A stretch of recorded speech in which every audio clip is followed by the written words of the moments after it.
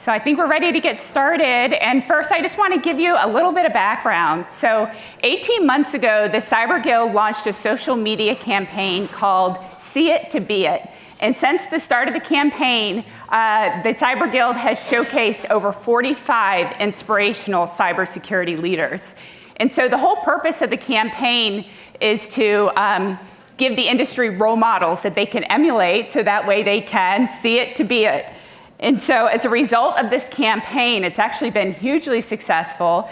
And because of that, the Cyber Guild is now performing in the top 25% of nonprofits on LinkedIn. And I know that's due to a lot of the engagement of you all in the room as well.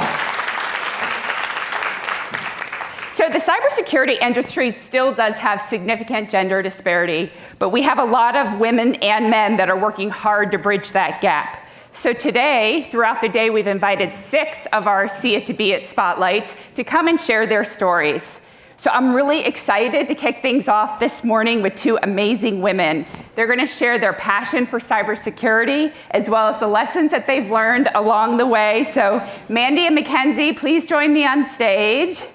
And yay! And while they're yay! Awesome. I love it. And I'm just going to give you a little bit of background on these 2 amazing ladies that are truly the epitome of the See It to Be It concept. So Mandy Satterwhite is the managing director of Accenture Federal Cyber Growth and Strategy. She has a 26-year GovCon career where she started as a software developer and now manages a really highly specialized team. She's an expert on generative AI security, post-quantum cryptographic solutions, zero trust, and critical infrastructure. So congrats, Mandy, on an awesome career, and we're excited to hear from you. Yes. And also here with us is Mackenzie Wartenberger. I love Mackenzie's story. She's currently a cybersecurity leader at Aquia, but she came to the cybersecurity field in a very unconventional way. She's a former NCAA track and field collegiate coach, and she really believes in the power of authentic talent as well as the soft skills that are so important in cybersecurity as well. So I'm going to let these ladies take it away from here. Thank you. Hey, thanks. Julie, thank you so much. Can you all hear me okay? Hear my voice? Okay, check, awesome. Check. So our little chat today is going to be about the power of yes and the simple concept of stepping outside your comfort zone and how that might ignite your career. So Matt, kick us off. Oh, I love it. Thank you, everyone, for showing up and showing out. This is such a cool event. Debbie has been amazing about coordinating all of us, and it's been so nice to meet you, Mandy. And it's just so thrilling to be in this big room full of wonderful women and our gentlemen friends and just talking about this community. As Julie said, my name is Mac Wartenberger, and I'm gonna launch into how yes has changed my path. So as Julie mentioned, I was an NCAA track and field and cross country coach for over 12 years. And my job as a cross country coach was to take young men and women and convince them that saying yes to doing really hard things was gonna make them better, and it does. But we only get better by saying yes to those tough things. So, over a decade of being like, really, you can do it, and it's gonna lead to growth. And then COVID happened. I started to fall kind of out of love with my job. I was really craving the remote work lifestyle. I wanted to make more money. I wanted to do different things, and I suddenly found myself having to apply my logic as a coach to myself, which was saying yes to something really, really different. I was really lucky to find Aquia, Inc., which is a service-disabled, veteran-owned small business. We are government contractors. And they wanted a canary in the mine for a cyber apprenticeship. And I said yes to being the canary in the mine. We had no idea what we were gonna do. I was completely non-technical. You could use a stopwatch really well. I would hand off my iPhone to my husband and be like, this says it needs to be updated, please. Fix it for me. And over the course of 6 months, I drank from the fire hose and learned all kinds of new things about cyber. And that's kind of saying yes to that apprenticeship, going from being a full-time coach and managing a budget of over $1 million and kind of having that committed career to being a part-time apprentice, eating that humble pie, really unlocked my path to where I am now. And if I hadn't said yes to that scary choice, the way that so many of my student athletes in my last career inspired me to, I never would be here. Mandy, I know you've had a similar process of saying yes. Can you share that with us? Absolutely. So Mac, that's an inspiring story. Thank you for sharing. As Julie mentioned, I started my career just over 26 years ago as a software engineer, and I was perfectly comfortable, and the key word comfortable, in doing that for many years. And I was approached with a couple of different opportunities. I was always a little bit shy or nervous to try anything outside of that comfort zone. And Lord forbid, if it had the word manager in the opportunity, I just did not, I definitely shied away from that. And then finally, one day, like 8 years into that software engineering career, I decided to take a chance, and I said yes to a new opportunity. And not only did that actually pivot my career into the cyber field, that actually set my career on a whole new trajectory moving forward to where I am today. So what do you think about that power of yes? I love that.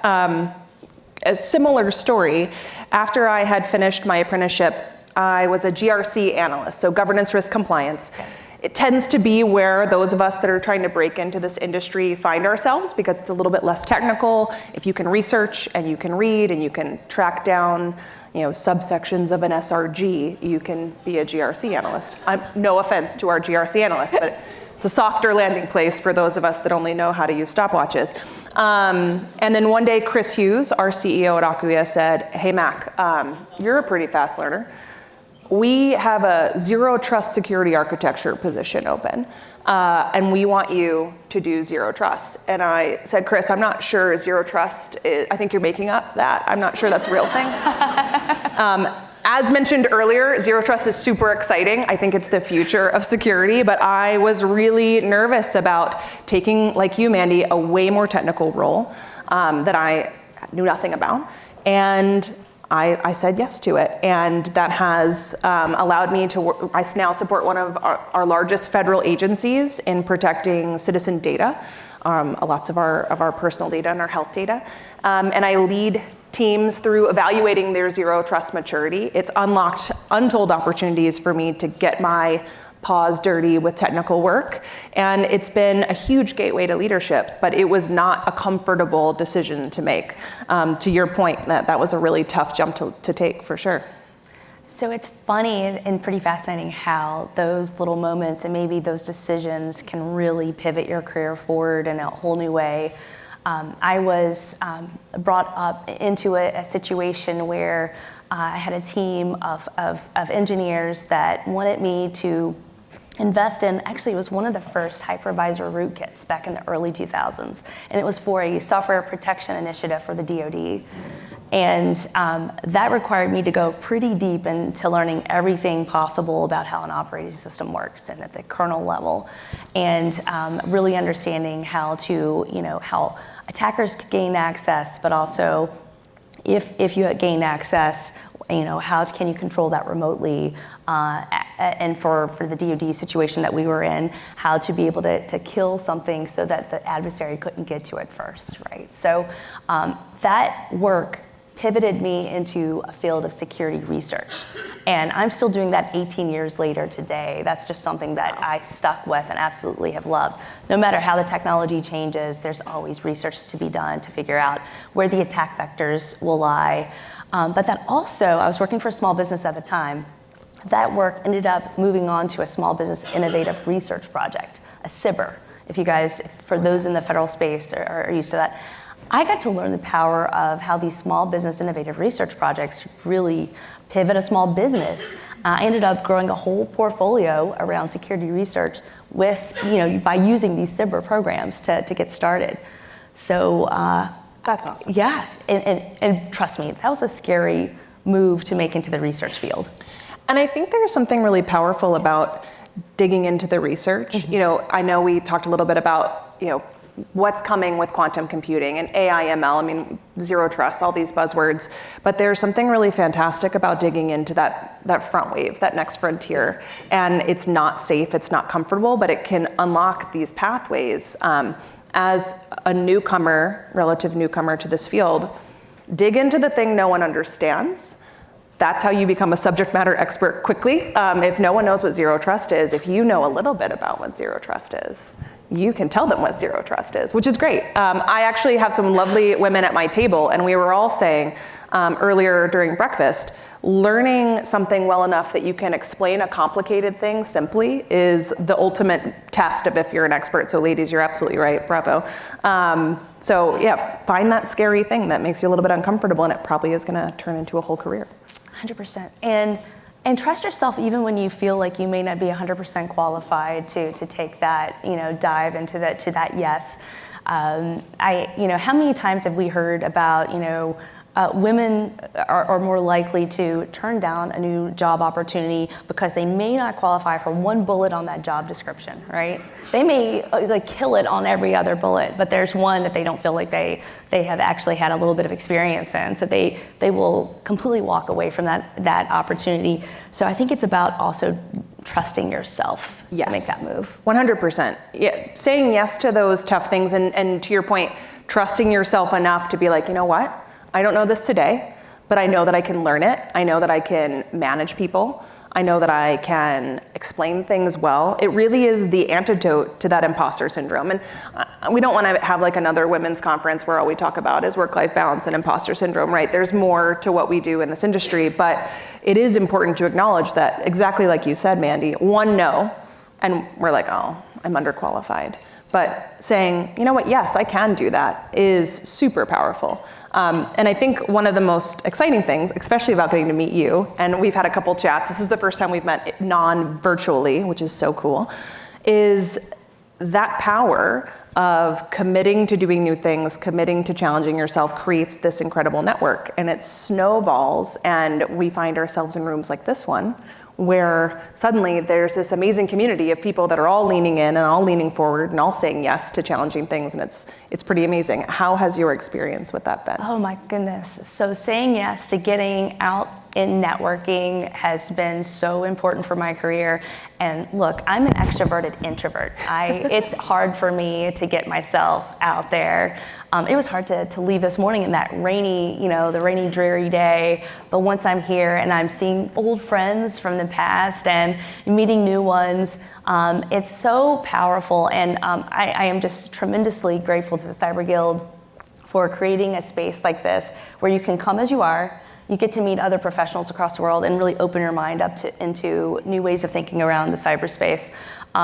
This morning, hearing about the power of the human side of cyber and psychology. Wow. I'm ready to go back home now and do some research on that, right? Totally. That's just something that I haven't thought a lot about. Yeah, and it's incredible. We really are the last line of defense. That's right. I loved that panel. It was so cool. When we think about where saying yes to challenges has brought you in your career, and what your big takeaways are from that journey for you, and what yes has kind of unlocked, what comes to mind, Mandy? So not only opportunities, but lifelong friendships and professional relationships, right? I've even met so many mentors through the power of just taking an opportunity, coming to events like this.